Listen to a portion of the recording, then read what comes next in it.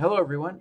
This is Devin. I'm so excited about our show today. We've got with us Craig Wichner, the managing partner for Farmland LP, and David Lazaks, the lead on regenerative food systems for Delta Institute.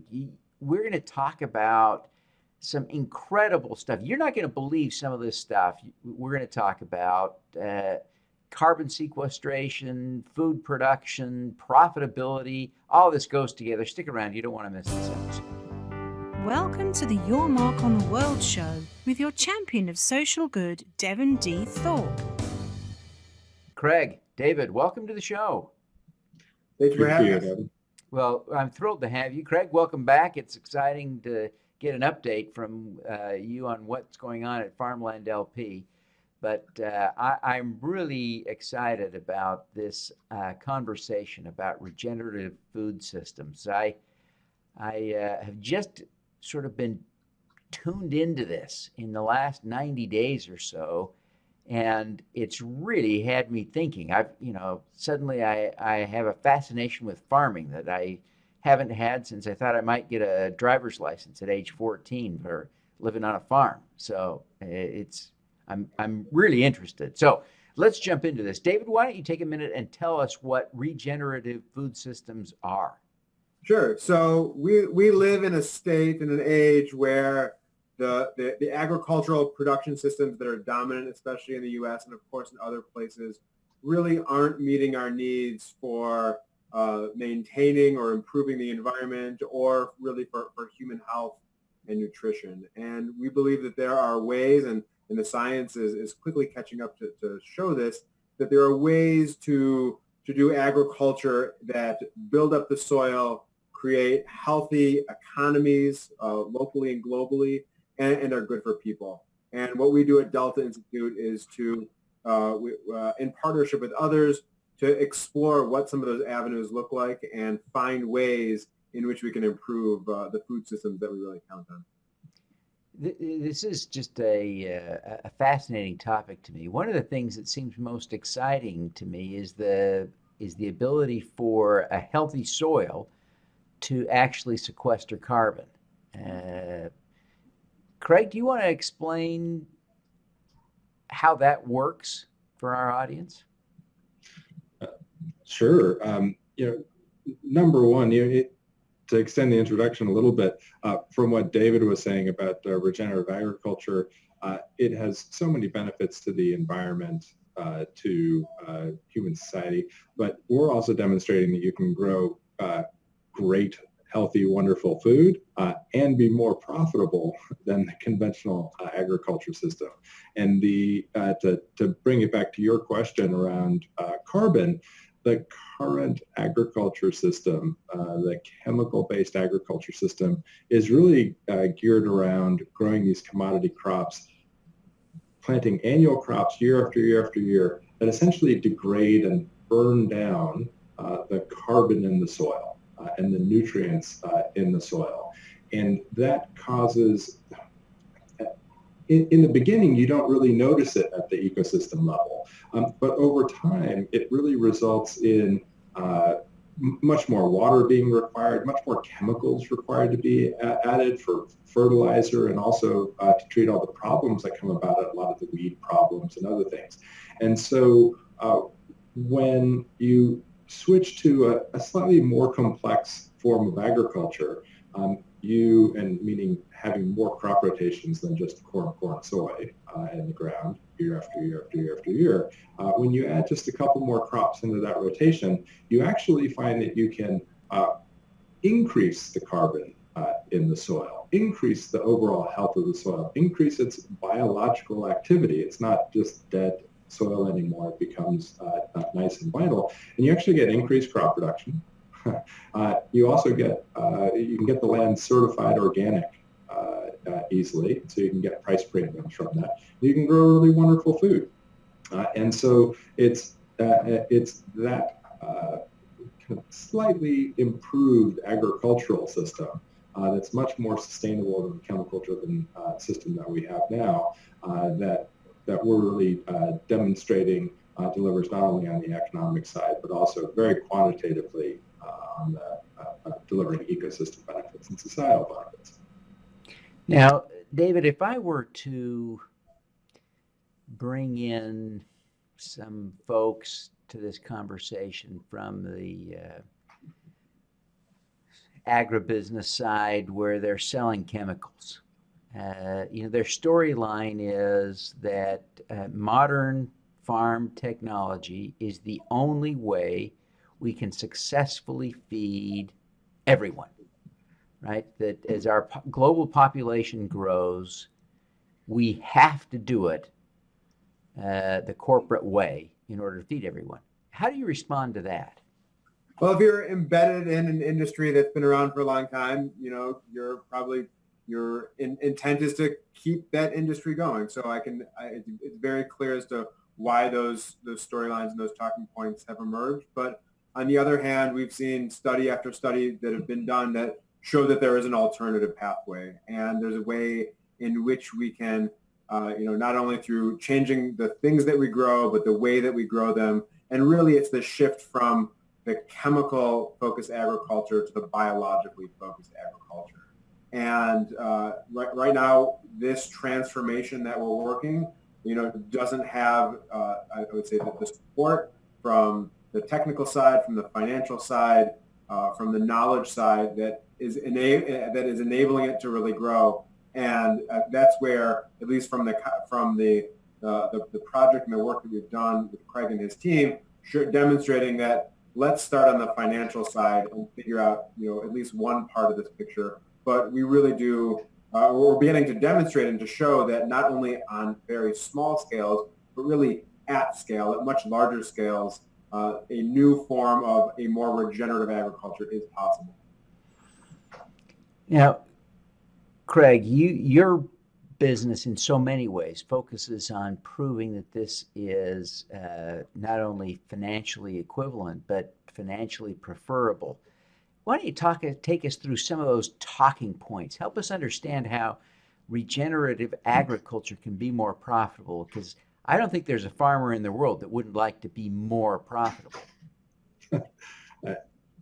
Exactly. So, and there's a couple different points. So if you start out with where we are today, farming is really, I'll just break it down into two simple pieces. One is the farming operations, and the other one is how do you use the land itself. And farming operations really benefit by simplicity and scale. So if you're a farmer, you want to grow one kind of crop requiring one set of equipment, and you want to grow that year after year after year after year. That's going to be your most profitable way of operating, and you're effectively using the farmland as a factory floor. That is, however, the worst way to get value and production and productivity from a piece of farmland. Farmland wants diversity. Farmland wants livestock on it part of the time. Farmland wants grains, wants vegetables, maybe wants some permanent crops on there too, like wine grapes and vineyards in certain areas. Farmland is the most productive when it is managed in a diverse way and growing the most ideal crops on that piece of ground year in the appropriate year. So agriculture, what we think of today, is really driven today by the farmer as a farm operation standpoint. It does not really factor in how to get the best productivity of the land. The $20 billion worth of crop subsidies that farmer gets each year are designed to actually insulate them from the problems that come up when you farm poorly. And so when you switch to looking at, hey, how do we manage the land in the best way possible so that the land is healthy, the land is vital, the land is the most productive that it can be. It looks a little different. It looks a little challenging to a farmer's mindset who just wants to farm one crop year after year. So we're farming multiple crops on the land, and we're working with multiple farmers who are experts in different crops. We're doing this at scale, but we're taking the farmland manager approach, the stewardship approach to that land, to make sure that that land is managed in a way such that it's able to produce as much as it can in a very beneficial way. And so by doing that at scale, you get both the profitability and the great productivity on the land itself. It's very healthy and vital and has all these benefits. Is organic land worth more than conventional farmland? And if so, how much?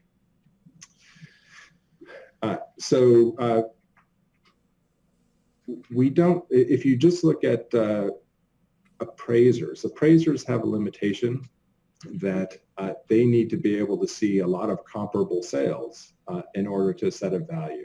The fact is that the land that gets certified organic is done by people who want to convert it for their own use. There's almost no farmland that's converted to organic that gets sold, certainly not in any way that you can say all across the nation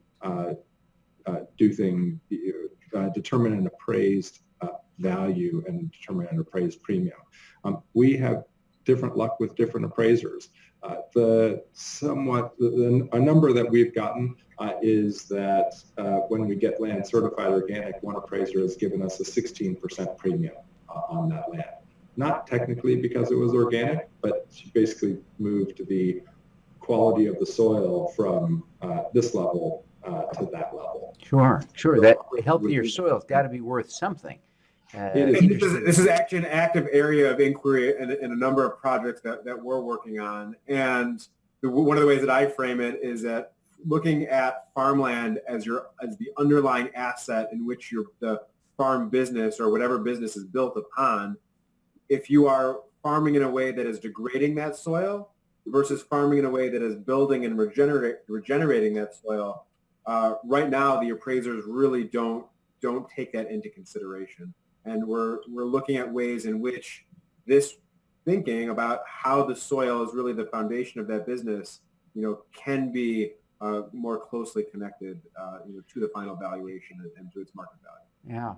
Yeah. So David, I can actually extend on that. Just one quick point. Please, Greg. We actually view farmland from a business model perspective as commercial real estate. And in commercial real estate, if I own an apartment building or an office building and I double its cash flow, there's zero question that I've doubled the value of that land. When I increase the value on the organic farmland, I increase the cash flow on the organic farmland, at this point today, the appraisers aren't translating that through because they don't have the comparable sales on that.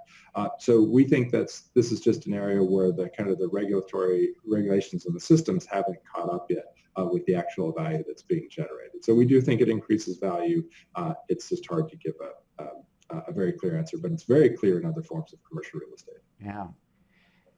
Well, David, one of the things that it really intrigues me, I'm a vegan, and so I have often thought of animal agriculture as just a scourge. And yet, as I've looked at regenerative agriculture, I keep hearing, and Craig mentioned it, that animals are a part of this.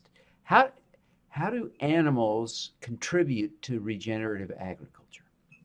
So I think there's a number of ways as part of the diversification strategy. We're getting as many different crops and livestock in that, on a parcel over the course of a number of years. Not only reduces the market risk for a farmer, but it actually helps to break up pest and disease cycles, and again help to build that soil through the livestock and the way it deposits manure, the way that it grazes and helps to increase the size of the rootstock underneath the soil. And some of the emerging science that's coming out has shown these fascinating connections between the microbiome from the animal's perspective and the soil microbiome, and how those over millennia have really connected in ways that allow both to be healthy. So, in the last 100 years, American agriculture has done a great job of separating livestock from cropland. But what's happening now is that we're finding ways, profitable ways, and environmentally beneficial ways to actually recouple those systems. And instead of having two problems, one where you have to import fertilizer and you have to get rid of manure, in this system, they're actually all back together, and you don't have to move any of those things around. Yeah, you can see there's that real potential synergy there.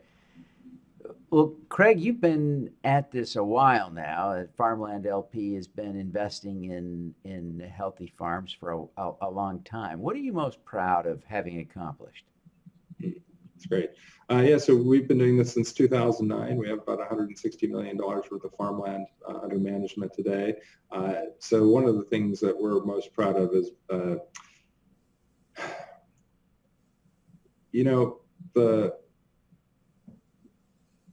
probably the most wonderful things are when you actually go out to the farmland and you actually see it with your own eyes. When we write about it or talk about it, you're really just getting one little slice about it. But when you go out and you see these properties, I was just out at our farmland yesterday looking at new organic blueberry acreage that we're planting right now. And it's in land that we've been converting to organic. There's organic fields all around it. There's sheep over here. There's cattle over there. There's organic green beans and organic corn, and there are birds flying around, and there's insects on the ground, and it's quiet, it's peaceful, it smells absolutely extraordinary. You're eating fresh green beans. It's a multi-sensory, wonderful experience. There's something, just beauty is truth. Truth is beauty. It just works in so many different wonderful ways. And yes, we've generated good returns for our investors. David and his team have done an extraordinary job quantifying the ecosystem service values that we generate from the land, the clean water, the clean air, and quantifying that, boiling those down into numbers, so actually can has the potential to impact policy and even how crop subsidies are distributed in the future. But the most wonderful thing is actually just going out to the land and seeing it really continue to work at scale and continue to grow, and know that it's really the way it should be. Yeah. David, I wonder what you think is the most important lesson you've learned as you've been working on this regenerative agriculture. I think that we're at the very beginning of this system transformation, and just in the last year, where Delta Institute named this initiative our regenerative food systems, is that I think from the perspective of policy, from the perspective of the finance and investment community, and really the next generation of both farmers and eaters, is that we're seeing glimmers of hope from each of those sectors really calling and wanting and needing this approach. And what our job is to not only weave the fabric of these different constituencies together and show that this path is possible, but some of these early signs that are coming up, whether it's from the stories like what Craig told about having people in the field and seeing the difference. And I've worked with so many farmers who they can smell the soil of a healthy soil, and it's just so different than anything else. And so I think it's really that tactile sense that is going to start to change the way that these systems operate. And we're seeing that every day, both in the media and on the ground in the coffee shops in rural America. David, why did you find this to be something that you personally wanted to tackle? What's your connection to this? So I'm coming from a PhD in environmental science, and I definitely could have taken the track of just continuing on into academia. But as a colleague of mine said at a conference recently that we can't fix broken food systems with broken financial systems, and a lot of the work that we do tries to connect those in ways that we can have better outcomes in food systems, and with the power and the ability of the finance system to provide that appropriately structured capital to really grow this sector. And we're just finding so many opportunities, both within each of these value chains, within the financial and the agricultural value chains, that will create value for both. And in many cases, those are uncharted and unexplored territories. But we not only feel strongly but we're working towards solutions in both of those areas. And it's every day waking up, figuring out where in these, what are now pretty antiquated systems, where there's room for entrepreneurship and innovation, and to really redesign the system many times from the ground up. Now, Craig, as you think about this, the application of this work, I think most of your farmland is in the United States. Are these principles equally applicable in the developing world as they are here in rich countries? Absolutely. Our farmland right now is in on the West Coast from Northern California, Oregon, and Washington. The sustainable agriculture principles, though, that we use are applicable anywhere, and they get modified. The specific practices get modified for the climate, for the soil quality, whether it's irrigated or non-irrigated ground. We find that we can add the most value right now in the United States on land that's high quality soils, that's irrigated, and that's in a great growing climate. And that's where we get the best uplift on the economics side for us. But the exact same agricultural principles work in cold climates, in equatorial climates, non-irrigated ground. It's the systems thinking that's important. It'll look very different at the practical level on the ground, but the systems of sustainable agriculture being superior to pure just chemical additive systems really apply anywhere. Craig, why have you found this to be a compelling field for you? It's one, it's incredibly rewarding. I do get to go into the farmland. We have investor days every year for our investors to come out and visit. And so there's a real joy of reconnecting people with farmland. And I say reconnecting because, you may not have grown up on a farm, but your grandparents or great-grandparents, someone back there was very connected to the soil. Our whole civilization was based on agriculture. And so to be able to combine the science of sustainable agriculture, my degrees in biochemistry and molecular biology, to combine real asset management, managing real farmland, and everything that we do adds value. So we add value to farmland. It's something that, I started this after my daughter was born, really thinking about what was I doing on the planet to make the world a better place for her generation, not just her, but her entire generation. For me, this is just a full expression and a full contribution of everything that I can do.